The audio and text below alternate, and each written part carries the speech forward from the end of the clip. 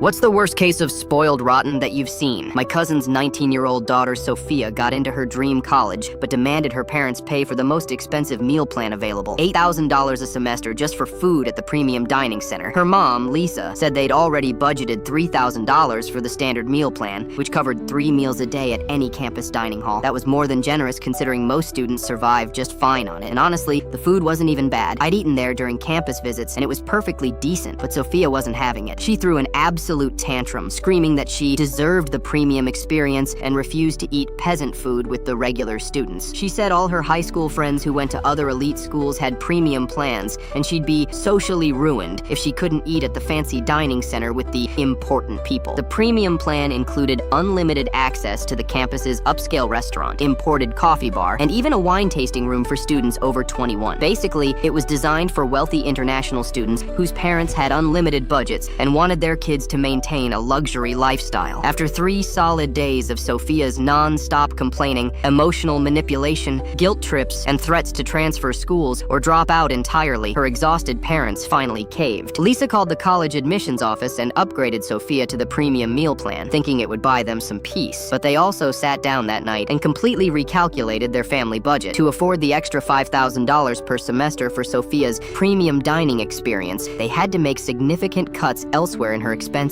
They immediately canceled her monthly $800 allowance, stopped paying her $200 monthly car insurance, canceled her $80 gym membership, ended her $150 monthly phone plan upgrade, and told her she'd have to cover her own sorority dues, which were $2,000 per semester plus additional fees. They also stopped funding her shopping trips, entertainment budget, and spring break vacations. If she wanted premium dining, everything else would have to come from her own pocket or student loans. Sophia barely paid attention to this serious budget conversation because she was too busy texting her friends and posting on social media about her amazing meal plan upgrade and how she'd won against her parents. 2 weeks into the semester, reality hit like a freight train. Sophia called home in complete panic mode, crying hysterically. She couldn't afford gas to drive anywhere, had to drop out of her sorority because she couldn't pay the dues, and was actually eating dollar store ramen noodles in her dorm room. She'd blown through most of her premium meal credits in the first week, buying $15 smoothies, $20 sushi rolls, and expensive organic salads for herself and new friends she was trying to impress. The premium plan wasn't actually unlimited, it was just a really high credit limit that she'd nearly maxed out playing big shot. She begged her parents to switch her back to the regular meal plan and restore all her canceled benefits, promising she'd learned her lesson and would never complain again. Her dad's response was absolutely perfect. "Sorry, honey. You specifically demanded the premium experience and said the regular plan was beneath your social status. This is what premium costs in the real world. You wanted to be treated like an adult with expensive tastes, so figure it out like an adult would." When Sophia tried to argue that this wasn't fair, her mom calmly reminded her that she'd had a choice between a perfectly good meal plan and financial support, or an expensive meal plan and independence. She'd chosen independence. By the end of month 2, Sophia had gotten a work-study job at the very campus dining hall she'd previously called Peasant Food Central.